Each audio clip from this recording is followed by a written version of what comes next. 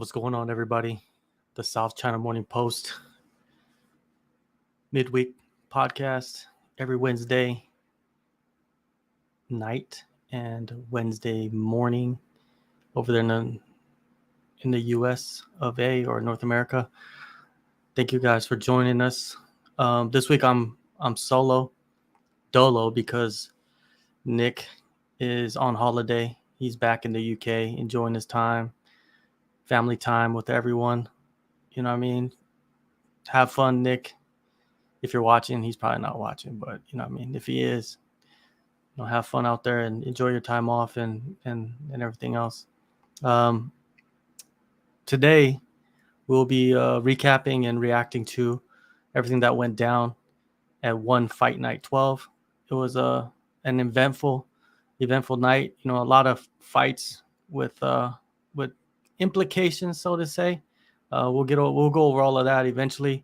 Later on in the show, we'll have former 2-division champ Martin Nguyen come in and talk about his newly minted contract with one championship, and talk about the featherweight division and the top of the division. And he's right up there. He's ranked number 4 at featherweight, and he's a former champion. He's coming off a win. Lots to talk about. We had Gary Tonin and Shamil Gasanov face off a couple of days ago. Gary Tonin came up on top with a sick knee bar. We'll have Martin give his thoughts on that and what implications it has for the division. So a lot to talk about with him and other stuff. And if you have questions, just put them in the chat, and we'll get Martin to answer them eventually. Let's get to these comments. Kent Hamlin is saying, what one card or fighter are you guys going to pretend is good this time? Or are you going to block me like you did my friends for pirating one shows and speaking my mind? I don't know. I've never blocked anybody, Kent. And why are we pretending to be good? Why would we pretend someone is good? If someone wins and someone beats somebody that is notable, that has a good record, how are we pretending? So everybody that wins, like on a major card in a major promotion, if they win, then we're pretending to think that they're good. You make no sense. You know what I mean? Like, we give praise to people with good performances. You know what I mean? Is that pretending to think they're good or not? I have no idea, Kent. But I'm not going to block you, Kent. Maybe some other people that were on the podcast in previous years would block you, but I'm not blocking anybody unless you're like, putting up like, ads or websites or something like that. Then of course I'm going to block you because there's no point in that. But if you have a comment, you have criticism, you have praise, whatever, if it's in the chat, it's in the chat. You know what I mean? You have your your freedom of speech, and just like I have my freedom of speech. Now, going back to last weekend in Bangkok, before Martin hops in, I would like to go over that and see what you guys thought about the performances, and I'm gonna pretend to think someone's good. So let's put this card on the screen right here and see. So the main event, we had Superlek returning with it was a pretty quick turnaround for him. He recently won, I think it was 3 weeks ago or something, about a month ago, and they booked him for this card because the main event, the original main event, fell out, so they needed a big name, someone that could draw attention to this card, and they put Superlek and Tagir Kalilov on the card. And man, what can you say, man? Superlek went in there and completely dismantled Tagir.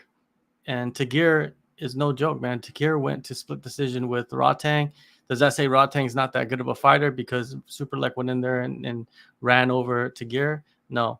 Tagir is a good fighter. We've seen him knock out back-to-back ties in his last 2 fights, right? So he was high on confidence. He knew that this was a huge chance for him to go in there and kind of shake up the division, rock the Muay Thai world, rock the One Championship world. And he was fully confident, man. I talked to him before the fight, and he was talking, because they were naming him the Thai Killer, and I was like, "You're the Thai Killer." He's like, "Yeah," and he loves that name. I mean, he feels like it fits, and he was super super confident going in. He's like, "I'm gonna beat Superlek, and I'm gonna go get a rematch with Rotang and beat him," and none of that stuff is going to happen now because he actually got knocked out by Superlek. Well, standing TKO, but he was getting ripped up by the elbows. Superlek came in with the elbows and just was going, slicing and dicing. That's what basically he was doing, man. Tagir, the kind of, from my perspective, watching his cage side, right, and seeing like his mannerisms, and because it was weird. Like at one point towards the end, Tagir was like looking at his corner. Like when the ref would like break him up because they were in the clinch or something, and he would look at his corner. He would turn his back to Superlek and look at his corner. I don't know why he was doing that. Maybe his corner was yelling at him or something. I don't know, but you should never turn your back and look at your corner during a fight unless it's like a timeout. But it was very odd, and maybe Tagir, he took a lot of shots, and it just, he just couldn't, shake the cobwebs out, right? He was still rocked from, previous exchanges because he did get hit a lot, and a lot of elbows, like the straight elbow up the middle, which was phenomenal by Superlek. He was sick all week, and that's probably the reason why he missed weight. And but once he gets into that ring, he performs, man, and he went in there and did what Superlek does. A lot of people are considering Superlek maybe, pound for pound best in the Muay Thai. I don't know. I don't know if he is or not. You know what I mean? There's a lot of guys out there. There's Haggerty. There's, a lot of, people still think, what's his name? Rotang, you know what I mean? Nango, even though he lost, he's still, one of the best ever that I've seen. And I'm gonna tell you guys straight up, like my education of Muay Thai is not like a lot of the people that are watching it right now. Like I started watching it like closely when One Championship started to put these fighters on their cards. Like before, I would watch Muay Thai, but I didn't really know who was fighting. I just watch it because it's Muay Thai and there's some badasses, and of course I know the famous ones just like everybody else. But just recently, I just started to kind of follow the sport. You know what I mean? There's a difference between being like, so basically I was like a casual fan of Muay Thai for many, many years. You know what I mean? Didn't really know the names too well. Kind of just watched big fights and that's about it. Kickboxing as well. But like now I'm more invested in the Muay Thai, watching it a little bit more closer. So, I might say some things that rattle people's cages and get people all like, excited for no reason. It is what it is. You know what I mean? From what I've seen from Superlek, like Superlek is a dominant force. You know what I mean? Like this dude goes in there and just gets the job done. So big props to Superlek. After the fight, of course, everybody wants to ask him, what's up with, his next fight, because he's the number one contender. If you look at the rankings, he's the number one contender at flyweight in Muay Thai, and the champion is Rotang. And then he is the flyweight kickboxing champion, and Rotang is the number one contender in the kickboxing rankings. So it only makes sense for them to fight each other, right? They were booked before the fight, so it only makes sense for either they fight for the Muay Thai title or they fight for the kickboxing title. All this nonsense about Thais shouldn't fight Thais. Liam Harrison said it best. He said that Thais fighting Thais make sure that a Thai is champion. And all that nonsense about, they don't want to fight each other because they want Thais to be champion, that makes no sense, right? So that's what I'm saying. Like Liam, he makes a great point on that, and I kind of agree with him on that. I think they should fight each other like this year. I think they should get it out the way, and then whoever wins should fight Takeru. That's what I think. I mean, that's just my opinion on the situation, on the division right now. Superlek, Rotang fight each other. Takeru gets the winner, and it'll be a hell of a time. It'll be fights that everybody will be watching. If you like striking. All right, so let's get into some of these comments, and And Kent he loves these. Vegan Crane is saying, feel free to block me. Of course, we're gonna block you, Vegan. Kent, he says, no, you give praise to one fighters who beat up bad fighters, like the bad last card. Kent, last weekend was a bad card, but you guys pretended it was good. Superlek beat up some can, and you guys are saying he's amazing. How are you calling Tagir a can? Like, that makes no sense. Like, what are you talking about? How is he a can? You know what I mean? Like, he beat some good ties. Like, how is he a can? Rod Tang is a train. Yeah. John from Kowloon. Hey, Rod Tang saying that he only trained for 2 days to go fight in Denver is insane, right? It just shows you that he's not taking it seriously, or he's playing with the media. And you know, fighters are known to do that. Fighters are known to play with the media and say things, and it catches headlines. And maybe Rod Tang understands that game now, right? Where he can say whatever he wants, and you know what it is. All right, so we're gonna put this on pause for a second and get into, you know, our guest of honor. Let's remove this and let's pop him in here. Yo, what's good? Sorry, 10 minutes late. But, we're talking about the card, and I was just about to get into it, man. So I guess you're perfect timing. what's that? You're getting the card, last week's card, right? Yeah, last week's card, and I was just about to get into Gary Tonin and Shamil Gasanov. You know, let me let you talk, man. Like, what'd you think of how that fight played out? I mean, it couldn't work any more better for Gary. You know, Shamil came in.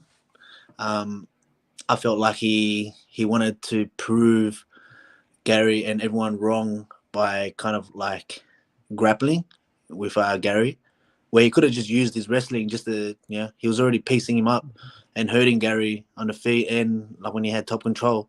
And yeah, bad game plan by Shamil. But Gary got away, and yeah, the rest is history. Yeah, you know, well, at the beginning of the second round, Gary came out and threw a little decent combination, right? It was like 3 blind kicks with a straight right hand and fell into a takedown. Yeah. And, he landed though, right? Like, I think Shamil was shocked. That right hand was money, man. He hit the right spot, and Shamil ducked down and fell into his guard. Yeah, and you know what's crazy to me about that, you know, because I was watching it ringside, that Shamil just he just stayed there. He didn't like have any urgency in that position, and it tripped me out. Like, does he know some secret way of getting out of that position? Because like he just was there, and then Gary just made like that little. He just kind of like flipped him over, and then extended out, and then it was over. He screamed, dude. Like, I was like, dude, shocked. Did you watch the close up One Championship close up video? You heard 2 pops. It was like papa, and then he screamed. Okay. Yeah, dude. I was thinking the same thing. He sat there. It was either ego, like, nah, I'm okay. He's not gonna do anything to me, or I don't know. I just why would you even go on the ground with someone with that caliber? Like, you already showed that you're strong and you're good wrestling. Why give him why make it a 50-50 fight when it can be an 80-20? You know what I mean? Yeah. But yeah, you reap what you yes. You know, sometimes ego can get the best of you, you know what I mean? And in fighting, you have the worst consequences for that. And like you said, 2 pops, oof. Oh, dude, like I gave me shivers, but man, I heard you hear the pops just before he screamed. It's papa like that, and then he screamed. Yeah, and then the ref didn't even like stop the fight, because I guess a scream doesn't mean that you tap. You have to tap. I think personally, a scream should be a tap. Yeah. I mean, it is in jiu-jitsu, I'm pretty sure. Like, if someone screams, like, it will stop it straight away. But good on Gary, man. Good on him. He got the dub. He took away the Shamil's O, and done I think a lot more damage than what Shamil had expected anyway. Yeah, for sure. And you know, I mean, Gary comes through big and keeps his position in the rankings. Basically, I don't know if Gasanov will be still ranked, you know, when they update the rankings, because he was sitting at number 5. Maybe they push him out and push someone else, put you know, a new name in there. Who knows? But for yourself, man, you know, Gary said that he's down for an interim title fight. And it looks like Gary didn't take much damage. You know, I mean, it looked like he got hit in the head a couple of times, but you know that those things heal pretty quick, right? I think he had like a cut on the side of his head or something. Okay. But yeah, I mean, he doesn't look damaged at all. I feel that, look, there's a lot to say, man, because the featherweight division is pretty stale at the moment, in a sense of what's next for the champion, or you know, what's next for, you know, the ruler of the division, you know. And it's been it's been 11 months since Tang Kai has fought or Tan Lee has fought. They're the top 2, right? So it's been 11 months, and I'm just putting it into perspective where I was comparing myself. I fought 5 title fights in 11 months. It went from winning the title of Murat, Edward, Bibiano, Christian Lee, and Kevin Bellingon, all in the space of 11 months. It's been 11 months for Tang Kai, and I mean, hasn't even defended the belt once. And I feel like, yeah, it was meant to be that weekend, but now he's done his knee. Who knows the extent of the damage? Knee injuries are like, I always say knee injuries are about 6 to 9 months, whatever it is, before you're like 100% ready to go again. And you know, the division's got to move on, dude. Like, I'm not gonna be around forever. I can't wait around forever. My end goal is that world title, get that world title defended a few times, call it a night. And now I'm just waiting. We're just waiting, and I understand. Yeah, Ilya deserves a shot. He beat me. He's ranked 2, 3, whatever it is, 3. But he's got a broken orbital now. He's sitting on the sidelines. You know, we can't wait for him to have the title shot. As much as I like Tan Lee and I want him to have the title shot, he hasn't fought in 11 months. Yeah, he was meant to fight last month, but circumstances changed now. Gary's on a good 2-win streak. I'm on a good winning streak, which is one win streak, but you know, in the top 5, it's only me and him that have won and are active. And so I think that in a sense of speaking like that, I think the interim makes sense. But I guess even if it's not an interim, like, at least guarantee a title shot. Yeah, me versus Gary, and go from there. That's what I think anyway. If it's not an interim, the number 1 contender spot. What were your conversations like with One when you were negotiating your contract? Because I'm pretty sure this came up about like, what's my future, you know, and what's my next year look like.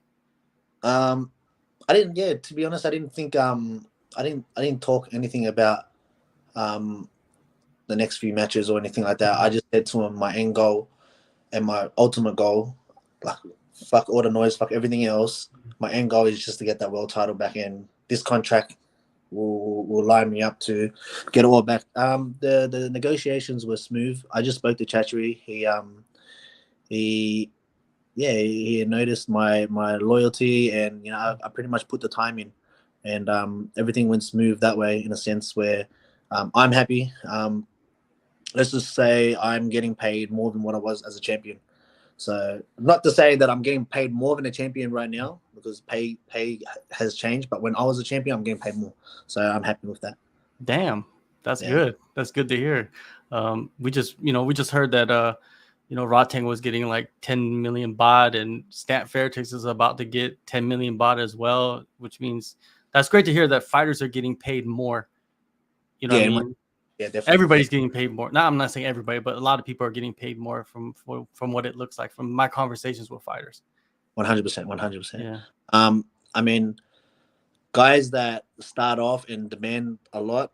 I mean, I guess one championship can last. But the guys that put in the time and have been around forever, like myself and like Anglai and all that, if we get looked after, then you know that's ultimately what makes us happy at the end of the day. So.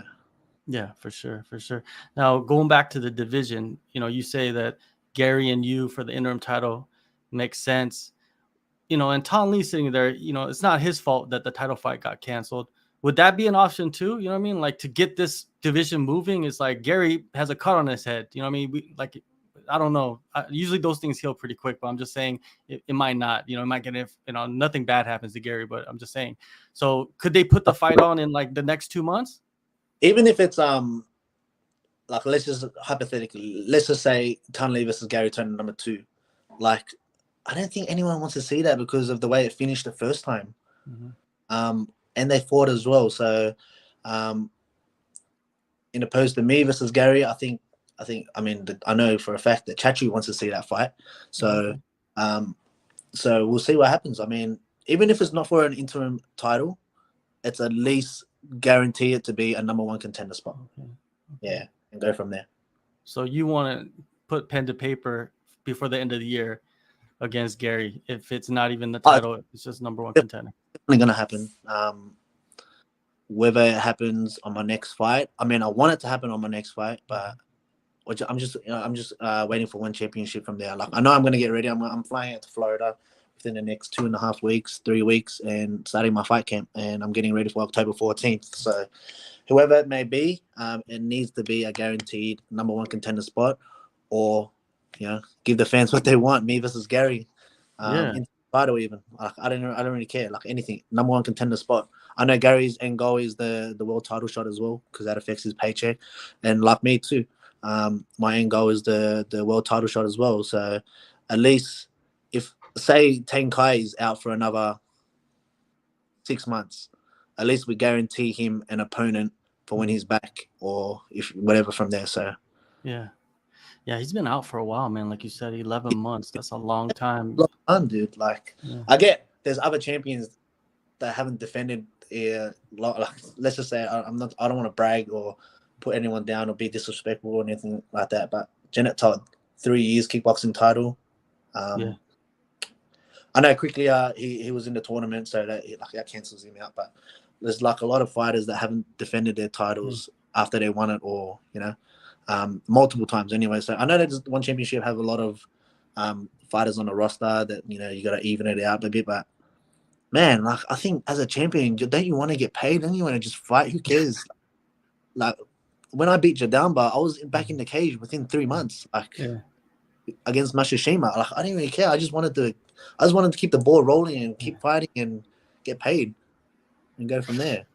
To be fair though, like at that time, you were like one of the Mount Rushmore fighters for the promotion. Like, you were the go-to guy, one of the go-to guys. You know what I mean, for the promotion. I was literally like I was putting, even though they didn't have rankings then, I was putting everyone in my head like 1, 2, 3, 4, 5. And after I beat Murat and I had my little stint at bantamweight, whatever, I went from, after I beat Christian, the next one up, who's next? Jadamba was taking out 2 other guys. Okay, let's give him a shot. I want to fight Jadamba.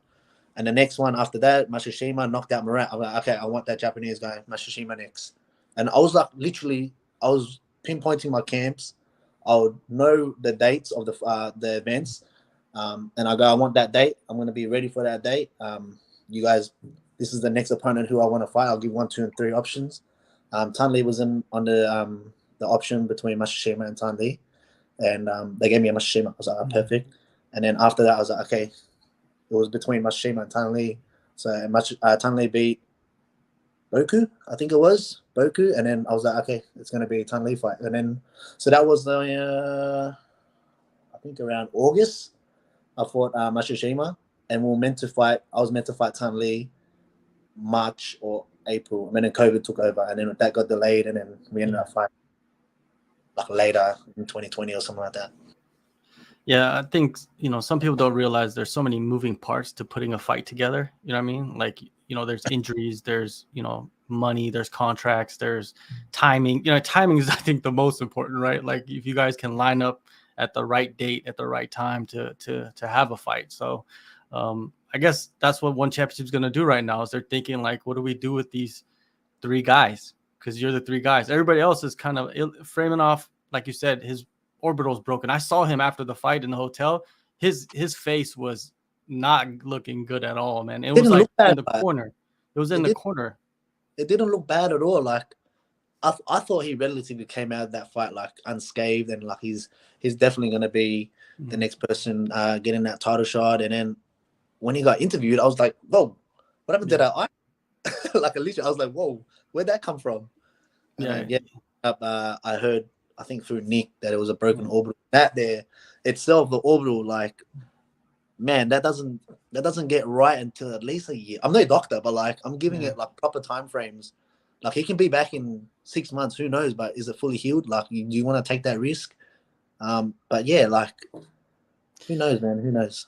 It's in a weird spot too, because it's like on the inside of his eye. Like usually you see orbital fractures like up here, up on the outside, but his is like on the inside. Yeah, it's a weird spot. He's like, what can you do? You know, I was talking to him at the hotel in front of the elevator. But yeah, man, like if he wasn't, injured, like he would be somebody that's plausible to fight Tom Lee or somebody, you know what I mean? Or it would even be like title. Ilya versus Gary Turner for the interim. Like those are the two guys. Like it would make sense, but he's injured. And Shamil just lost.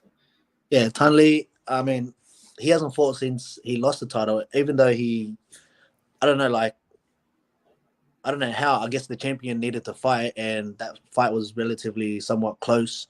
That's why they gave him another shot. But I don't know. Just watching all the other fights is unheard of. People getting the rematches unless you have, DJ privileges or I don't know. Like with all these champions that lose their title, they don't get rematches straight away. Like when Angla lost to Renier, he didn't get a rematch. He fought again for the lightweight title, light heavyweight title. He lost that. He didn't get a rematch after that. Like it's just, I don't know. I guess the champion needed the fight, and Tan Lee was relatively made sense because the whole division was working itself out. Yeah. If I had beaten Ilya, then I know for a fact that I was going to get that title shot, but I didn't. And so that threw a scramble in the works. And I guess Tan Kai was ready to fight, and they just said, okay, you can have a rematch against Tan Lee while the division sorts itself out. Then he gets injured. And so what do you do? Well, they're announcing fights, man. MMA has kind of been slow, let's be honest, in one championship the last like 6 months. They haven't had as many fights, but it's starting to kick back up. You got the fights in Singapore coming up, the all women's card. What do you think of that? They're gonna do that again. That's Stamp, right? Stamp versus Ham, yeah.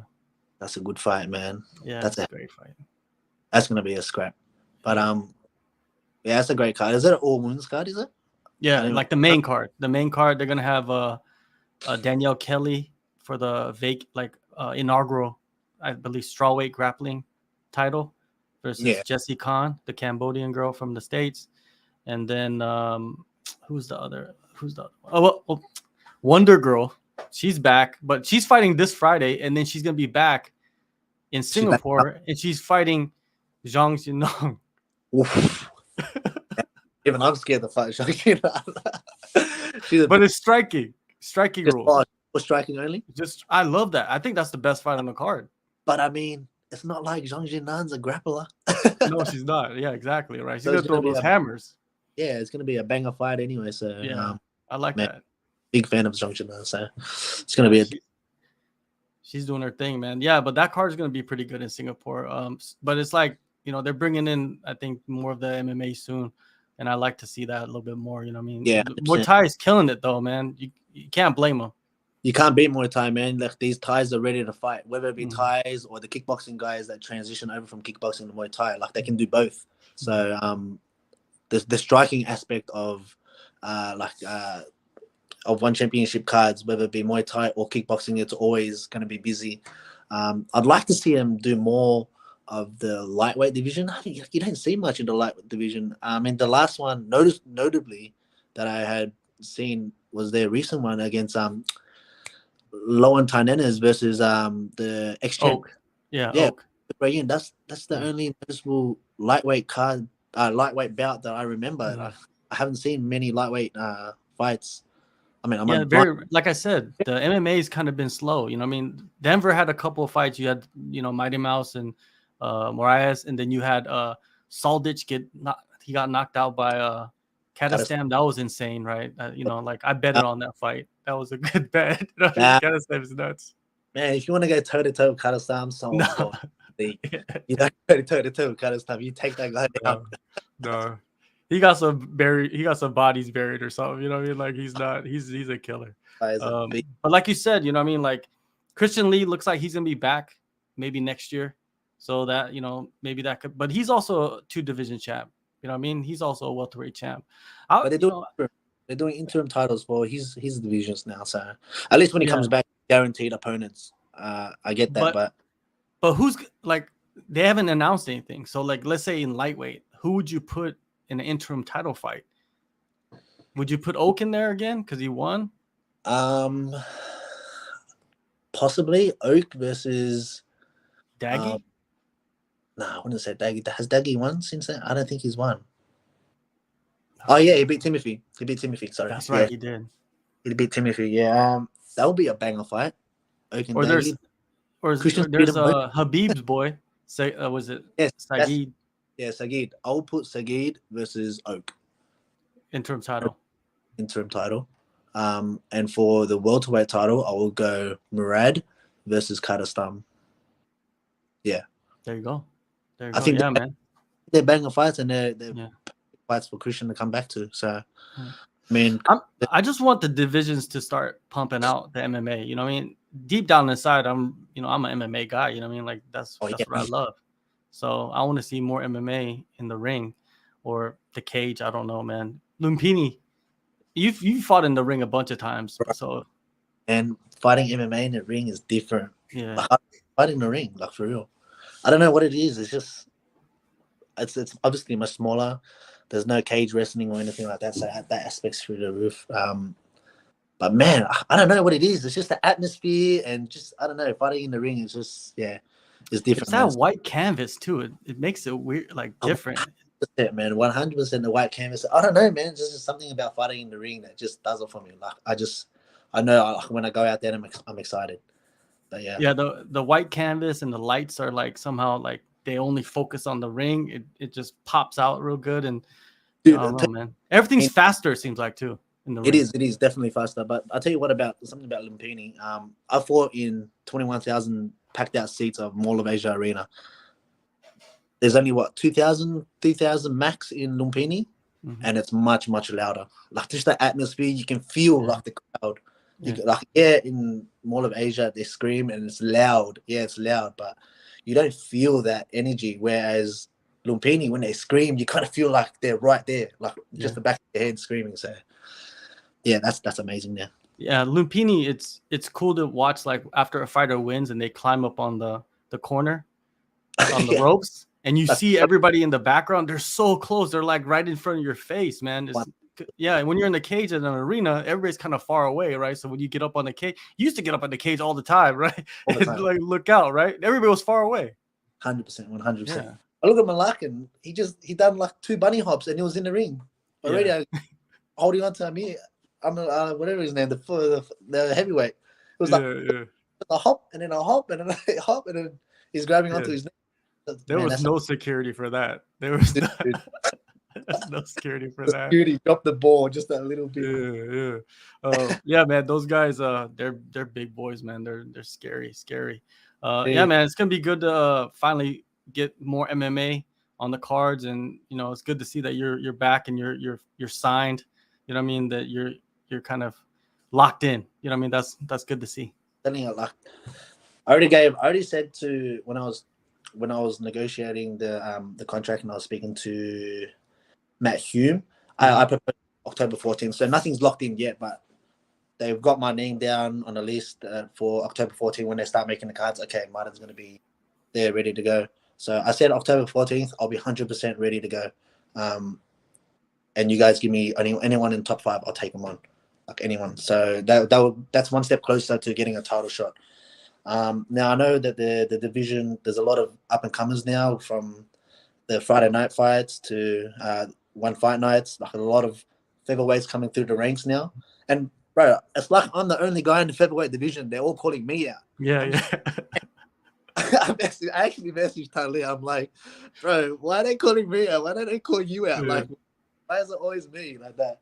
But I don't know. Even when speaking to Chatchery, he goes that I got a big target on my back. Everyone wants that respect and recognition that they fought me, and so That's gonna happen. I mean, I'm not saying that I'm not gonna fight him, but my goal and mission is up here. I'm not gonna go down here just to go back up there to get that title shot. So whoever's gonna get me closer to that title shot, I'm gonna fight.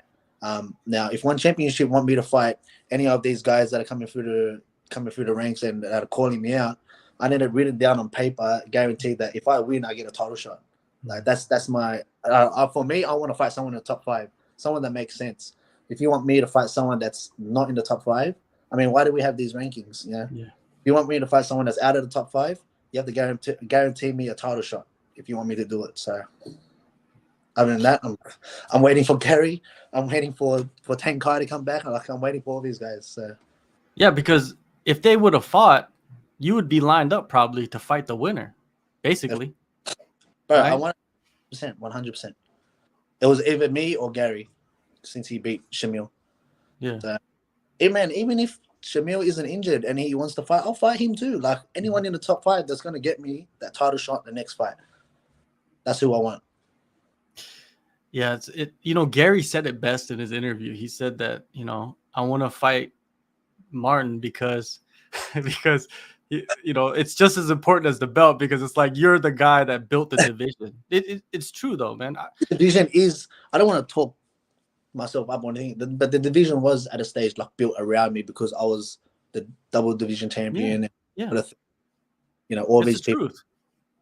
So I get it. Like, people want to fight me for that recognition and for that reputation and from that whatever. So yeah, I've had a few losses on my record now. But, man, it doesn't change who I am. I'm still gonna be a bad motherfucker on the same night, bro. So if they call me out, if they think it's an easy run, man, I've experience in my back pocket and go from there. I think people forget that you beat Christian Lee twice. Did people forget that? Did they forget? Not even Christian Lee. Like, look at, I think to this day, I'm still the most dominant featherweight champion at the time. So, I think I had like 3 defenses and go from there. So, man, like I get it. I get why these guys want to call me out. I get why they come to me straight away. It's their recognition. It's their reputation that they want to build to get themselves closer to that title shot. As I said, man, if you're in the top 5, I want you. That's it. Yeah, people can say, yeah, you talk about rankings, but what are the rankings for? I'm not gonna go fight someone who's had a debut. I'm just gonna get me nowhere. Yeah. I didn't care about that no more, man. I just want to fight someone that's gonna get me closer to the top and go from there. There you go, man. There, you said it, man. There's nothing else really more to say about it, right? Like, that's what I want to do. I'm thinking about myself now. I want that title back before I call it ends. That's it. There you go, man. Well, we're gonna see you in Florida in a couple of weeks, getting ready for training camp. I'm pretty sure you're excited to get back, huh? A lot of people over there my weight now, and a lot of debutants and Kyrgyzstanis, Dagestanis, a lot of Russians over there now. So can't wait to work. Can't wait to work, man. There you go.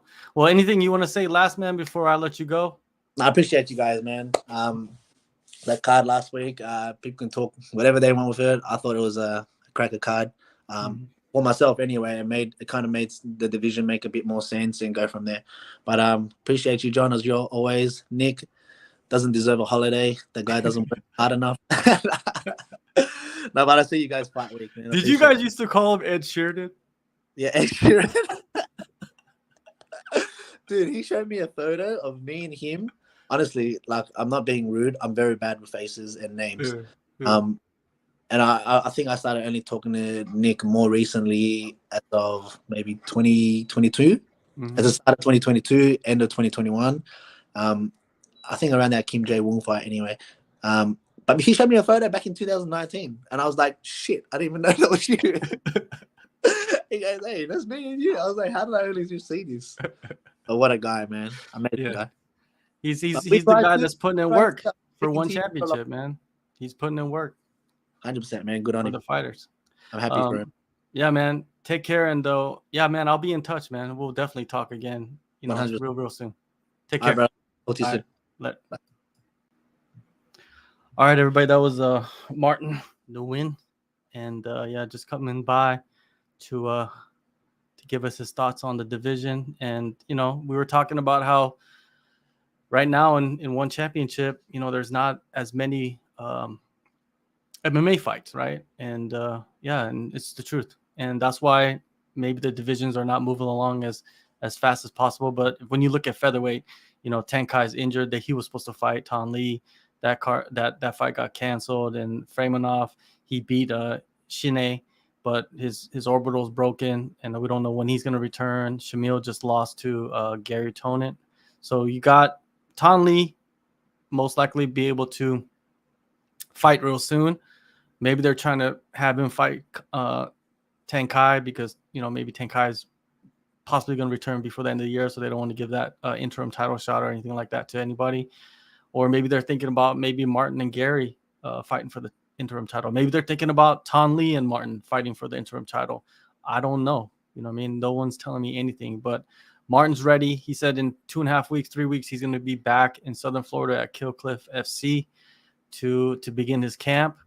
And he's going to fight in October, and that's the plan. So we will see. We will see if they announce any matchups, right? We're going to talk about the Singapore card because they just announced the all women's card. We'll talk about that in a little bit, but before we get there, I wanted to go over some of the results at One Fight Night 12 last weekend, and talk about some of the things that happened. What were your guys's, what fight sucked? Tell me what fight sucked. Tell me what fight was the best fight. And I'll put your comments on the screen. Let's see. So here's the card for One Fight Night 12. We talked a little bit about Gary Tonin versus Shamil with Martin. And yeah, Gary Tonin gets that second round submission knee bar. I love the knee bar. When I grapple and it's no gi, for some reason, I'm always trying to get a knee bar. I don't know why. It's just, I'm not even a leg lock guy. I just think the knee bar is just a fun submission to grab onto, especially when you're on the bottom and you just try to flip over and sneak over and grab the leg. Anyways, so there you go, Gary. What's next for him? Maybe Martin, maybe Tan Lee. But he lost to Tan Lee pretty viciously. Shamil, I think that Shamil should fight Shine. I think Shine would be a good fight for Shamil. Shamil, man, he was having a good fight against Ilya and broke his orbital. Man, Ilya's face was jacked up, but eventually lost. Ilya came back. What a tough dude. Ilya's like one of those stoic Russians, really tough. We'll see what happens with that matchup. But I would like to see Shamil come back, but his knee might be jacked up for the next year. Who knows? Who knows when we'll see him? But a good matchup would be Shine, the Mongolian striker. The next fight was a heavyweight. Maybe it was a heavyweight title eliminator between Amir Al-Akbari and Dustin Johnson.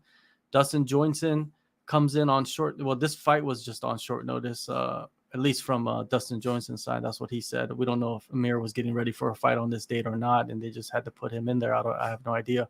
But Amir goes in there, uses his grappling, and completely dominates the fight.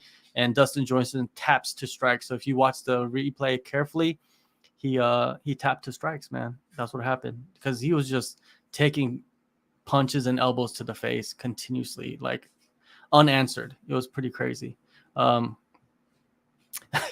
Jonathan is saying heavyweight fights are pure comedy, just fat guys gassing. Come on, they're not that fat. You know what I mean? Have you been to certain countries? There's some fat people out there.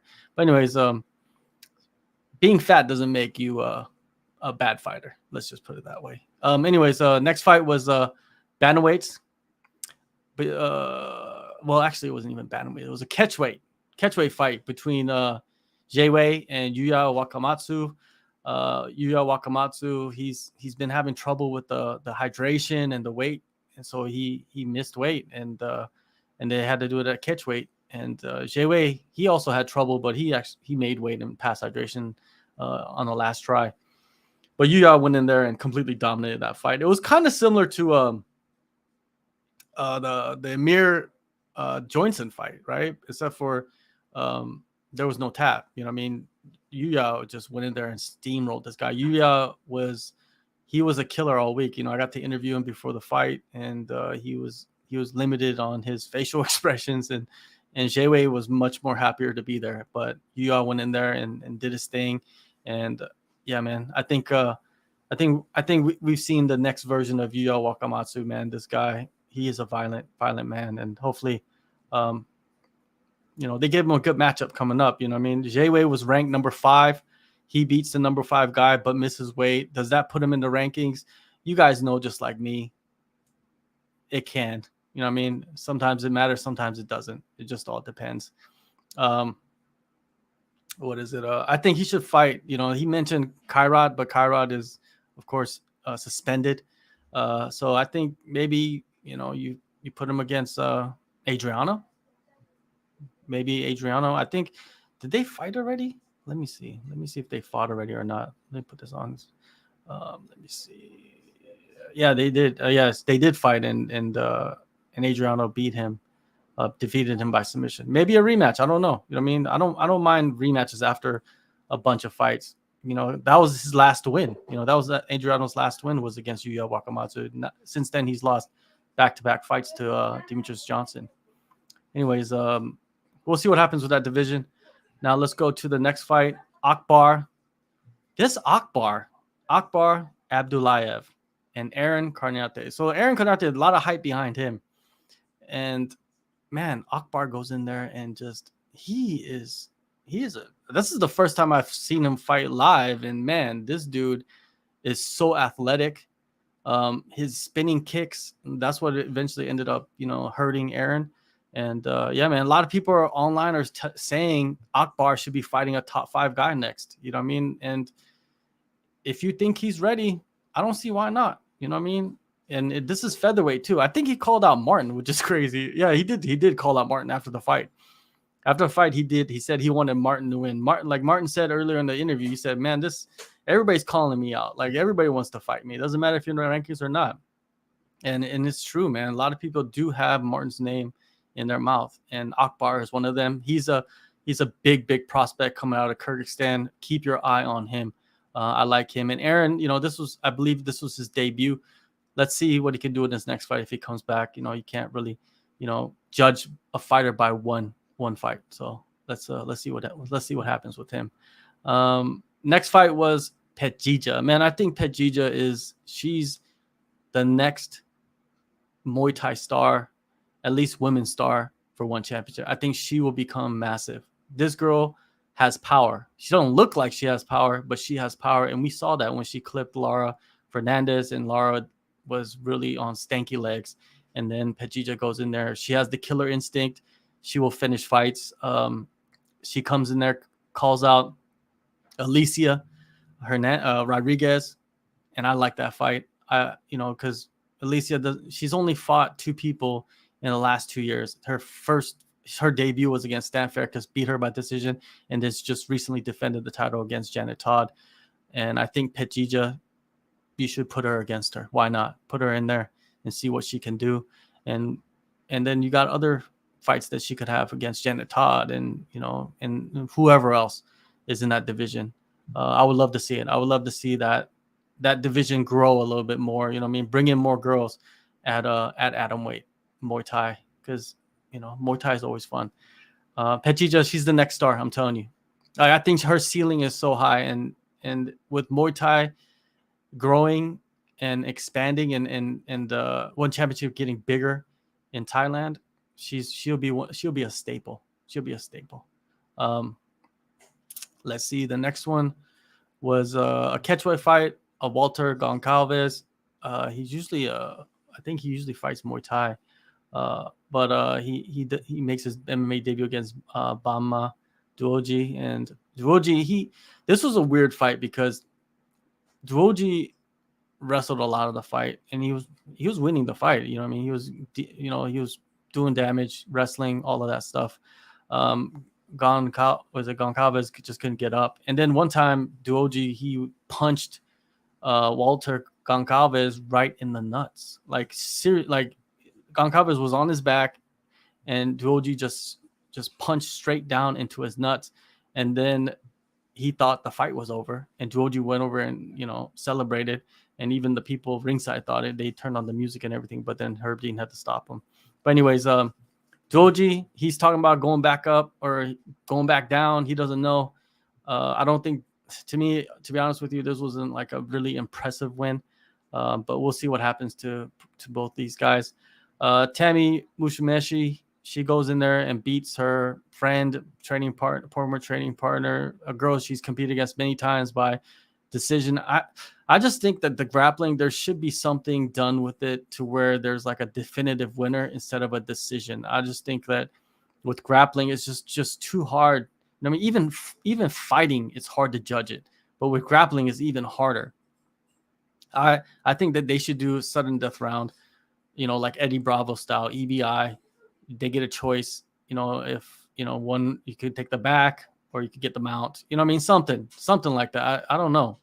I just want something done with the grappling because to me it's just hard to watch. And I like the athletes that compete, but it's just hard to watch. It doesn't draw my attention like the other combat sports. And the fight that kicked it all off, Konstantin Rusu versus Bogdan Sharamov.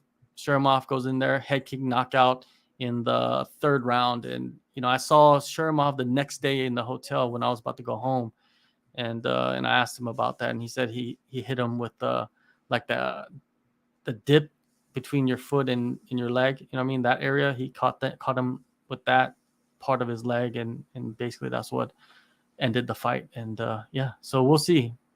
Bogdan, he fights in the lightweight kickboxing division. The champion, Regan Ursel, he's pretty much cleaned out the Muay Thai, the kickboxing division, so they need new title challengers. Bogdan, he's determined to go and get that title. We'll see what happens with him. That's what it is. So there you go. There's the card right there. Let's get to some of these comments before we move on and talk a little bit about the September card that they announced. Let's see.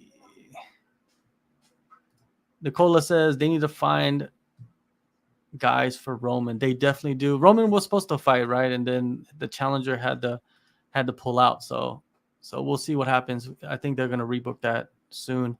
Where is this? Nicola saying that Tagir should fight Daniel Williams. That's not a bad fight, to be honest with you. Let's see what else. Bernie, all women's card headlined by a mid-Chinese fighter. No, thank you for me.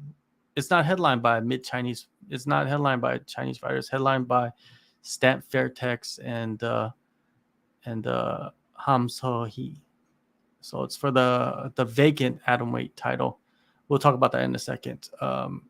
Kent Hamlin says, you said that Janet Todd was the next one superstar 2 years ago on an SCMP article, and she's not. Pit Jija is the same.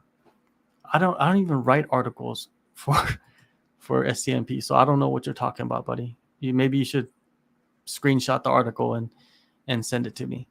Let's see what else is there. Kent, let's get into what Kent is saying. Ken says most Asian MMA is mediocre, just fighters who lack fundamentals. Then why are you watching this podcast? Because this podcast is about one championship and their fighters, and a lot of their fighters are Asian. So why complain? Is your life that horrible that you have to come on to a podcast about something that you hate to talk bad about it?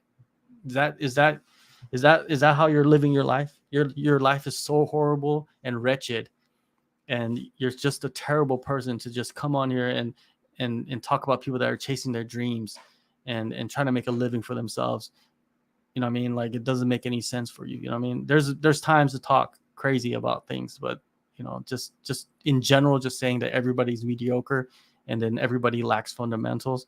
I don't know what you're talking about, man, because there's world champions out there beating up everybody, every other nation's best, and they're Asian. So please be real about it. Nicola says, catch weight, Regan versus Roman. Is that even possible? I wish it was possible. I mean, I asked Sidichai if he would move up and fight Regan. I just think we need more people to go up and fight Regan. That's what I want. You know what I mean? So we will see. We'll see what happens. So we got a few more minutes. I'm going to put this card up for One Fight Night 14 on September 29th. Let's look at this card. we'll just go over it real quick and then end the show. 1 hour, nothing too crazy. All right, so what we got here is One Fight Night 14 Stamp versus Ham on Prime Video going down in Singapore. The main event will be Stamp Fairtex versus Ham So-hee, Women's Interim Atomweight MMA World Championship. The co-main event will have Samila Sundell defending her gold in a rematch against Jackie Boonton. The strawweight Muay Thai world title is on the line.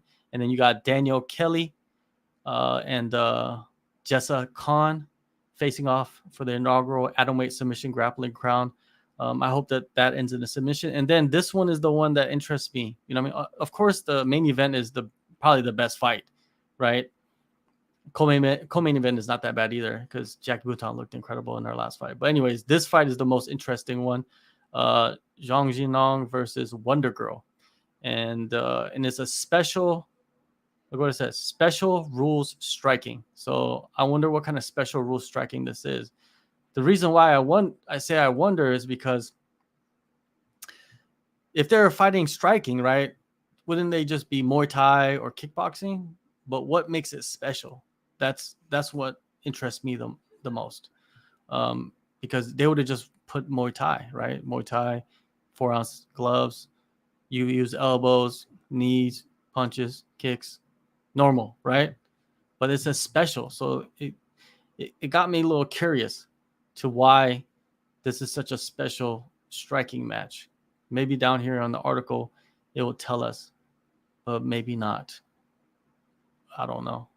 But what do you guys think of the card? Do you guys think this card is okay? Like, I'm not saying it's like a major blockbuster card, but I like it. It's a good card, man. Like, there's some good matchups here. There's some interesting styles here, right? That they're bringing in, and the fight that everybody, I don't know if everybody wants to see it, but I want to see it. Is what is it? Stan Fairtex versus Ham So-hee, right? Long time in the waiting. So, anyways, let's see what some people have to say. Kent is talking. I didn't say everyone was meteor. I just said the Asian fighters lack fundamentals. You said Asian, which means all Asians. What are you talking about? It makes no sense, Kent. Kent, you're just targeting Asians now. Kent Hamlin. Okay. I hope Ham loses to the step so I can laugh at the weirdos that support Ham. All right. RJ, why are they weirdos for supporting Ham? And are you not a weirdo for supporting Stamp? Or do you just hate both fighters? I don't know what you're trying to say. Special rules fights always favor the MMA fighter. I won't be watching this card for that debauchery. Wow, debauchery. This is debauchery. Why is that debauchery? AH is saying, get Chaudhry on to give us the rundown on the rules. Yes. That only Nick can do that. I have no access. Nick is the man with all the connections at one, with all the one fighters. Bernie says Zhang is not good, but one is going to hype it like she can compete with the best in the world. The thing about that is Zhang hasn't fought the best competition. Let's just say that. Let's be truthful about that, right? But I'm just going to put this out there. She hasn't had the opportunity to go out and fight some of these other girls right now. I'm talking about her right now, this version of her, the last version of her, the last couple of years. We haven't been able to see her compete against the other so-called high-level girls around the world. So you can kind of, give her a little, what I mean, to I'm just saying, just let her be, what I mean? Because you just can't like say, oh, she's been fighting this, but it's not her fault most of the time. She doesn't select her opponents. You got to think of that too. Kent, I literally said that Asian MMA is mediocre because Asian fighters lack fundamentals. Yeah, you're just targeting Asian people. What are you talking about? This comment section is super salty today. Yeah, it's like extra salty today. I don't know why. Angelo, who is your fave person here and why is it Kent? Yes, it is Kent.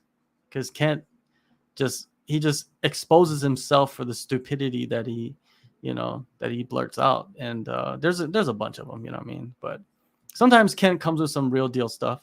Zhang had a competitive fight against Tiffany Teal, who is bad. You just don't. Okay, she had a competitive fight against Tiffany Teal, but man, did you see Tiffany Teal's face? Or was that the first one or the second one? I don't know, but anyways, some fighters have bad days, man, and then on their bad days they win. Sometimes on their bad days they lose. You know what I mean? It's just it happens that way. It's just it's not her fault that she had to fight Tiffany twice.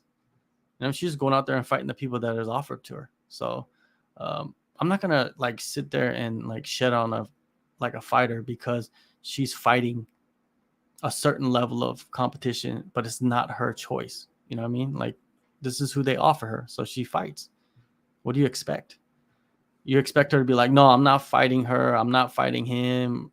No, you want to fight as much as possible and make as much money as possible in the short amount of time that you have as a fighter. Like you guys have to understand that sometimes. You know what I mean? Sometimes you guys got to think of that. So he's like, so now you're making excuses for Zhang.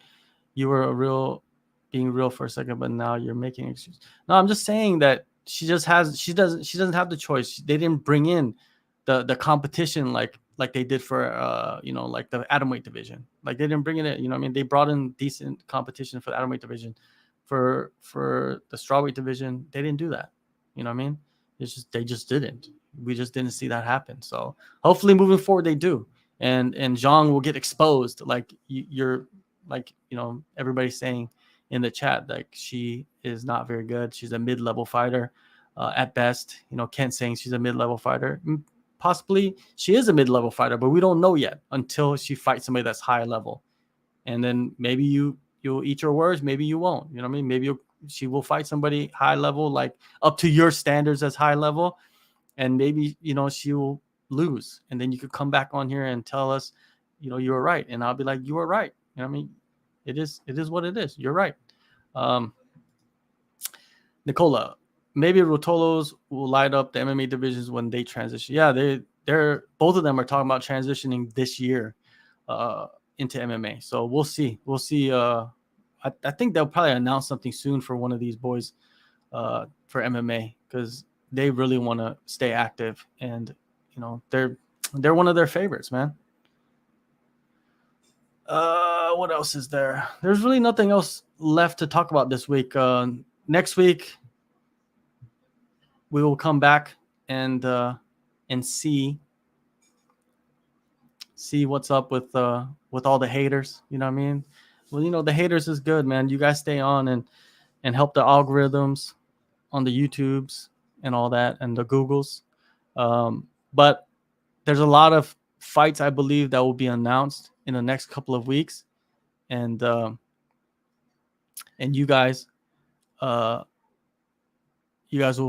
we'll talk about it with you guys, and you guys can comment on the matchups if you like them or not. You know what I mean? Not everybody's ever going to be satisfied. So I'm not tripping about that. You know what I mean? But when you're attacking people, that's a little different. You don't really need to attack people so much. Keep it cool. Yeah, would love to see more MMA fights again. Not enough one these days. Yeah, you're right, man. I was just talking about that as well. It's just I wish there was more. I'm like me going and covering the shows. Like I'm more like involved in the Muay Thai stuff now because that's what they're having. They're having more Muay Thai fights, and it's cool. It's cool to learn about new fighters and stuff like that. So it's not a big deal. You know what I mean? But yes, I want to see MMA again. I want to see more MMA. I want to see like a card with like half the fights are MMA, more than half the fights are MMA. But the thing is, these Muay Thai fighters, man, they'll fight anytime, any place. This is just legit. Like that's what they do, and they grew up fighting like that. So, the weight cuts and all that, yeah, they have that, but it's not like MMA fighters. Okay, we'll go out with this one. RJ saying, in your interview with Liam, he even said 4-ounce Muay Thai removes all skill. Now I don't respect you and your opinions, John, but I respect Liam for the work he's done. What are you talking about? Like, what does Liam having to say anything have to do with like you respecting me and my opinions? And at the end of the day, I don't really give a shit about your opinion.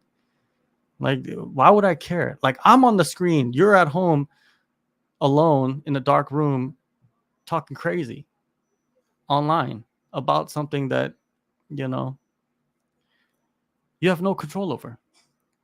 It makes no sense. Anyways, yeah. So RJ, hopefully I can change your mind. But if I don't care. To be honest with you, I don't. If I cared, I would have blocked everybody, right? But I don't care because I like to see the comments. I like to see the negativity as well as the positivity because you could see that it is garnering interest. Like people are interested, even though they're talking crazy about it. They're still interested in it. They're interested enough to watch it and then come on here to talk shit about it.